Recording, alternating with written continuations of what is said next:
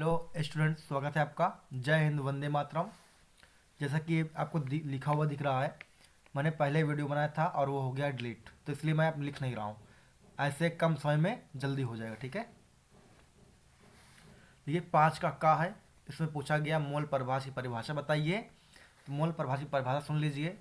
मोल अंश विलयन के किसी अवयव के मोलों की संख्या तथा विलयन में उपस्थित अवयवों के कुल मोलों का अनुपात।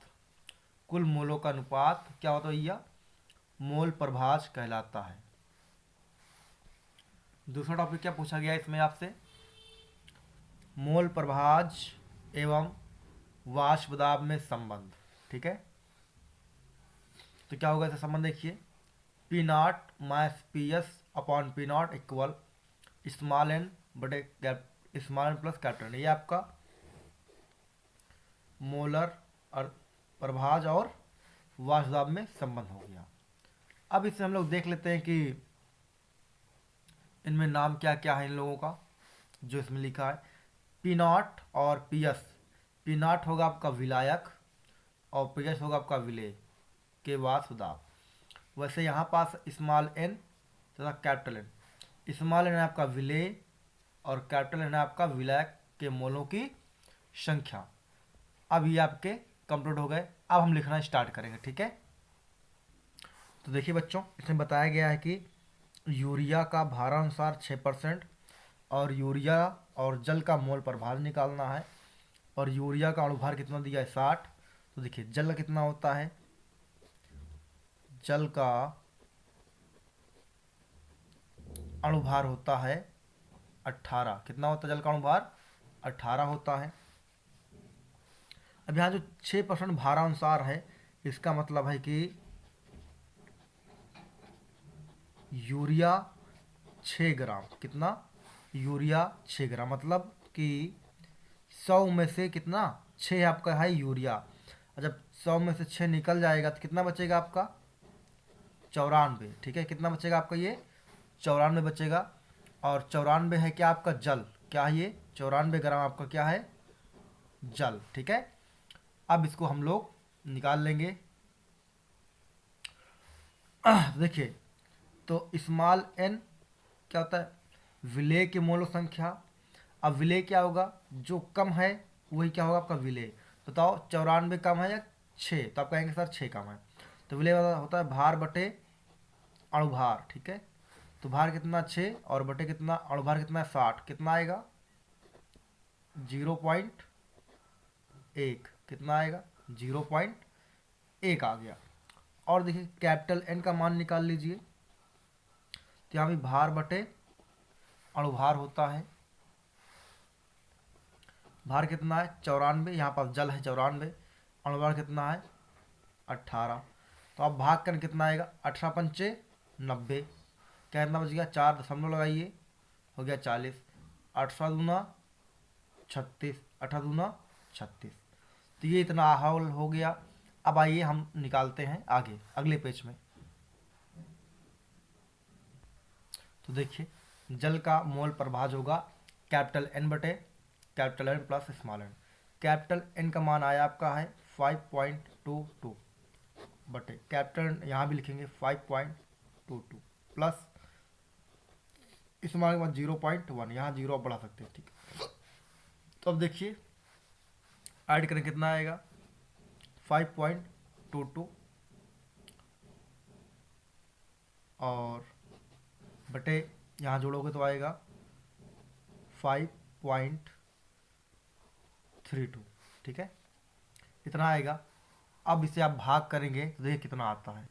देखिए ये आपका आंसर भाग करने पे कितना आएगा? आपका आंसर 0.9812 आ गया जल का।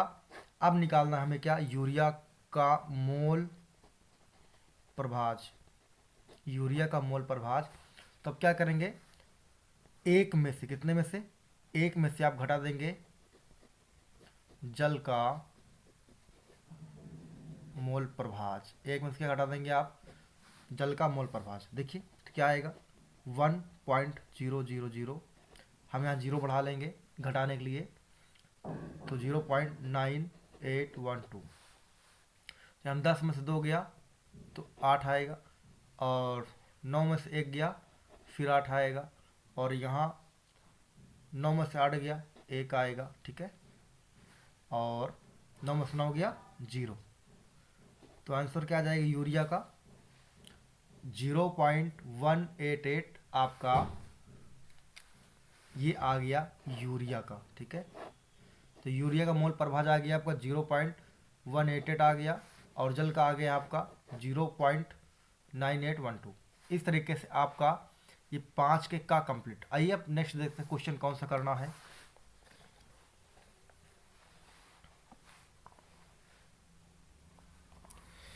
ये देखिए खा करना है। इसमें क्या पूछा गया है, अभिक्रिया की आणविकता तथा कोट में अंतर बताना है।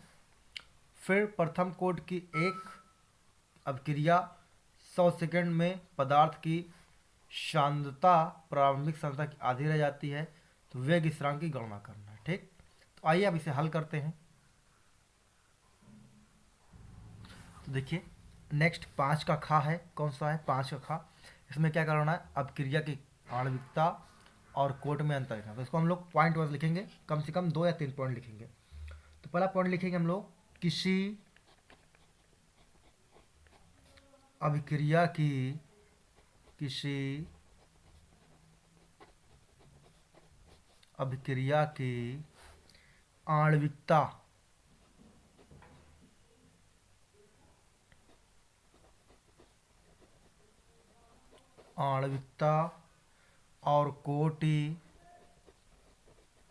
आणविकता और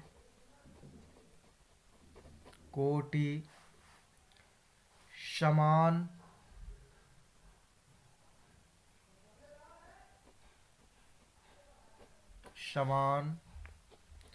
या भिन्न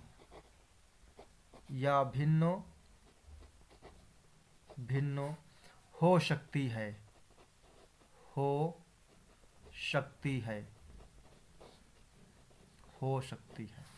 ठीक है। दूसरा पॉइंट,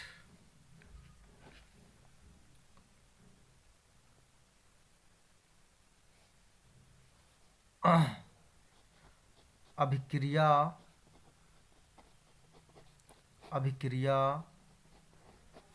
की आणविकता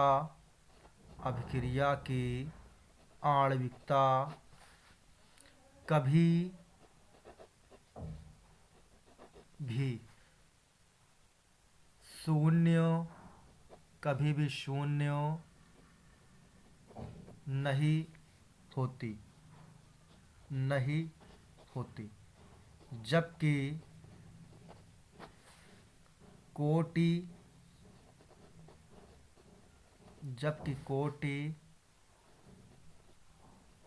शून्य हो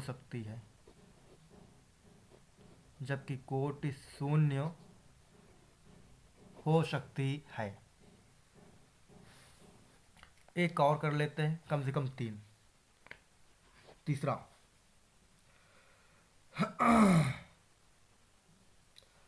अभिक्रिया की आणविकता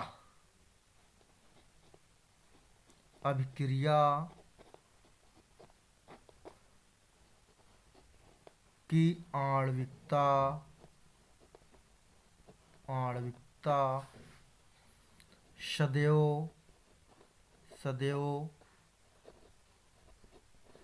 पूर्ण संख्या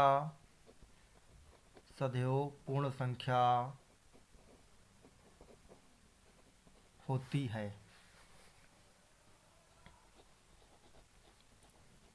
जबकि अभिक्रिया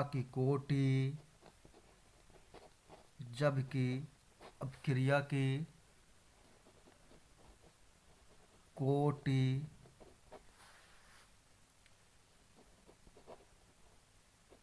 भिन्नात्मक होती है।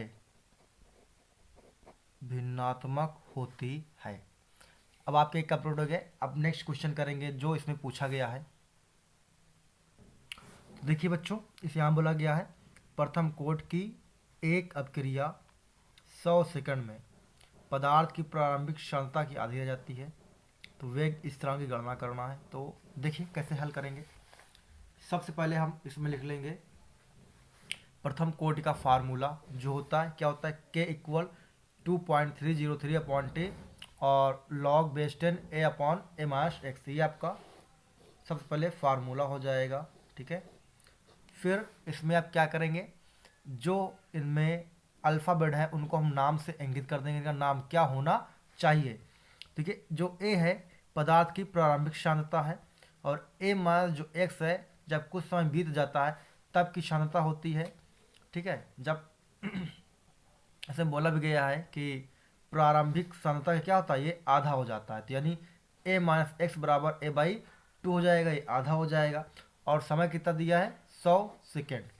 तो हम लोग इसी पे रख कर हल करेंगे, तो आ जाएगा के इक्वल 2.303 अपॉन टी का मान कितना दी हुई है, 100 रख दिया जाएगा, और लॉग बेस 10 ए और बटे इसका मान कितना हो गया, ए बाई 2, यानी ये आधा हो चुका है। ठीक, तो बटे ए बटे 2। अब यहाँ ए से ए कट जाएगा और 2 यहाँ ऊपर आ जाएगा, तो क्या हो जाएगा, के बराबर 2.303 बटे 100 और लॉग बेस 10 हो जाएगा 2।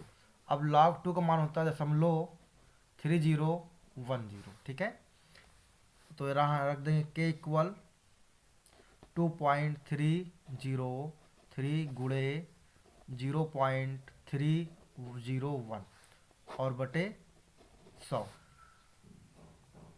इतना हो जाएगा। फिर देखिए क्या करेंगे हम लोग इसमें, अब इसको गुणा करा देंगे। ठीक है, इसको और इससे गुणा कराएंगे तो देखिए कितना आता है। ठीक है, तो देखिए जब इसको गुणा कराएंगे तो आपका आंसर आए कितना, 0.693203 और बटे कितना आ जाएगा आपका 100। ठीक है, इक्वल टू के। अब इसको आप इतना भी लिख सकते हैं कि 10 की पावर 2, अब ये ऊपर जाएगा तो क्या हो जाएगा, 10 की पावर -2 हो जाएगा। ठीक है, तो देखिए क्या होएगा, के इक्वल 0.6932 गुणे 10 की पावर -2। ठीक है, अब क्या है, आप इतना भी आंसर दे सकते हैं या एक स्टेप छोड़ के आंसर दे सकते हैं। कैसे, पॉइंट एक और इधर लाइए, क्या हो जाएगा, के इक्वल 6.932 इंटू, जब एक स्टेप और इधर आएंगे आप तो एक पावर और हो जाएगी -3 प्रति सेकेंड। आपका ये आंसर हो गया। अब हम लोग करेंगे नेक्स्ट क्वेश्चन, जो है आपका 5वें का गा। तो देखिए नेक्स्ट क्वेश्चन 5वें का गा कह रहा है, कारण देते हुए स्पष्ट कीजिए संक्रमण धातुएं तथा उनके अधिकांश यौगिक अणचुंबकीय हैं। फिर कह रहा दूसरा, संक्रमण धातुएं तथा इनके अनेक यौगिक उत्तम उत्प्रेरक कार्य करते हैं। आइए करते हैं इनको बारी बारी से। देखिए 5 के गा में क्या करना है, संक्रमण धातुएं तथा उनके अधिकांश यौगिक अणचुंबकीय होते हैं, क्यों। तो आइए लिखते हैं, ये अनुचुंबकीय गुण दर्शाते हैं, गुण दर्शाते हैं।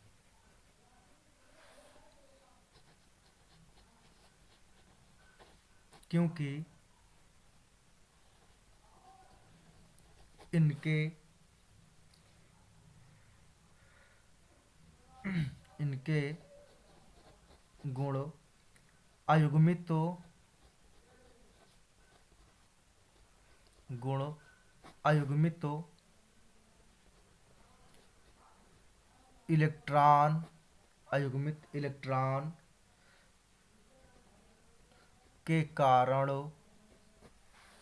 होता है, के कारण होता है। के कारण होता है। ठीक है, दूसरा क्वेश्चन देखते हैं क्या बोलता है। देखिए नेक्स्ट है, संक्रमण धातुएं तथा उनके अनेक यौगिक उत्तम उत्प्रेरक का कार्य करते हैं। तो क्या होगा, इसमें लिखते हैं हम लोग, संक्रमण धातु और संक्रमण धातु और उनके यौगिकों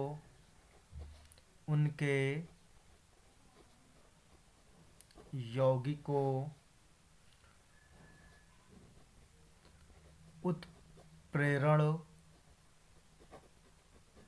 क्रिया के लिए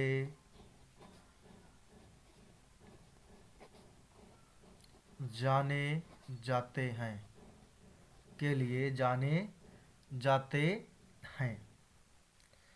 यह गुण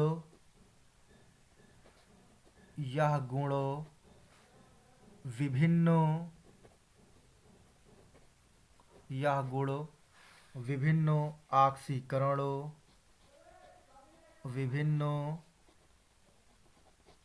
ऑक्सीकरणों अवस्थाओं के कारण होता है। विभिन्न ऑक्सीकरणों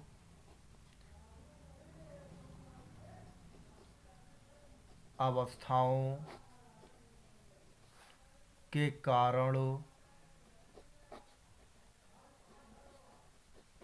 होता है। जैसे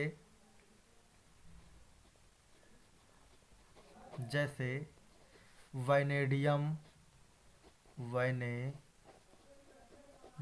इसका साइन होता है V। क्या होता है इसका? V, कामा निकिल इत्यादि। ठीक है,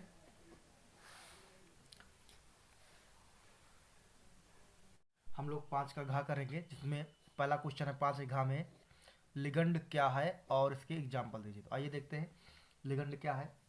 वे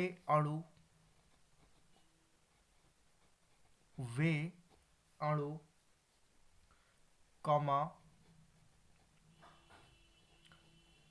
परमाणु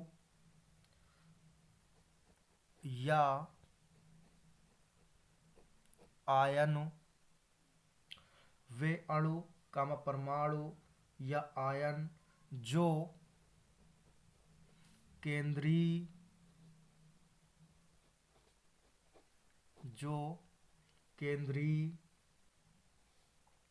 धातु आयन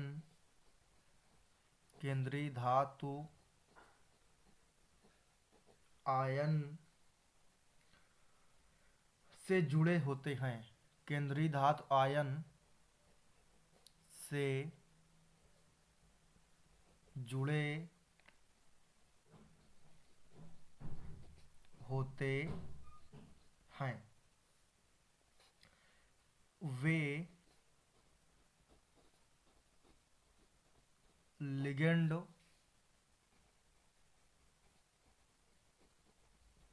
कहलाते हैं। अब इसका उदाहरण लिखेंगे हम लोग। उदाहरण क्या है, आइए देखते हैं। पहला एग्जांपल है NH3, दूसरा एग्जांपल है H2O। अब नेक्स्ट क्वेश्चन लिखेंगे हम लोग, कौन सा है? देखिए दूसरा क्वेश्चन क्या है 5 के घा का, संयोजकता आबंध सिद्धांत। तो इसमें हम लोग लिखना स्टार्ट करेंगे, इसे VBT भी कहते हैं। ठीक है, बहुत ही इंपॉर्टेंट है, इसे VBT भी कहा जाता है, इस नाम से परीक्षा में क्वेश्चन आता है।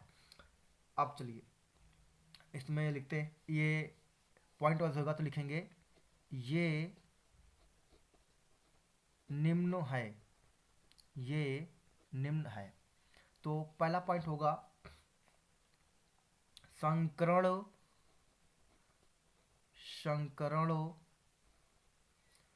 कक्षक को आबंध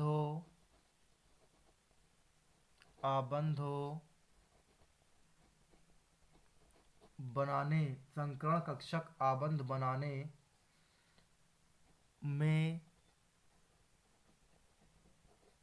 उपयोग होते हैं।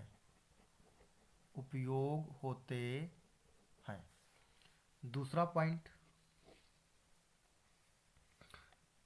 रिक्त उपकक्ष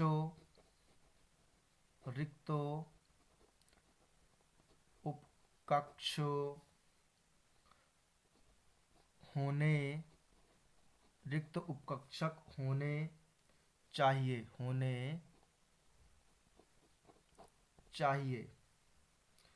जिससे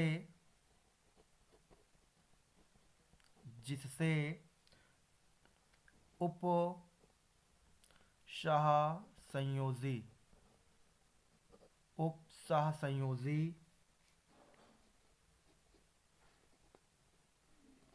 आबंध बन सके। ठीक है, एक और लिख लेते हैं। तीसरा पॉइंट, कुल आबंध संख्या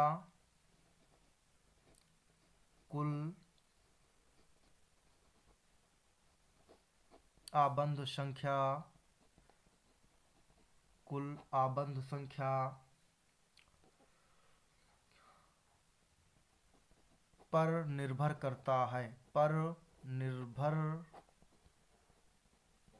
करता है।